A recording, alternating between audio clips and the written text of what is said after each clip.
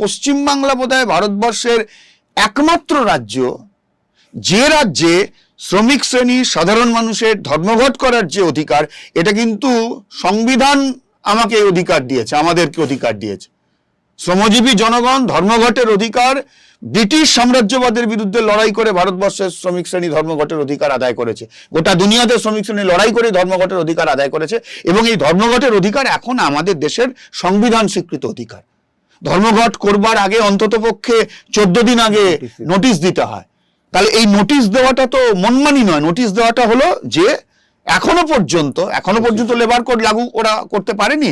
ফলে এখনো পর্যন্ত আমাদের দেশের যে মানে শ্রম বিরোধ যে সমস্ত আইনগুলি আছে, মালিক শ্রমিক বা গভর্নমেন্ট তার সঙ্গে শ্রমিক বা শ্রমজীবী জনগণ, সেই আইনের দ্বারা স্বীকৃত।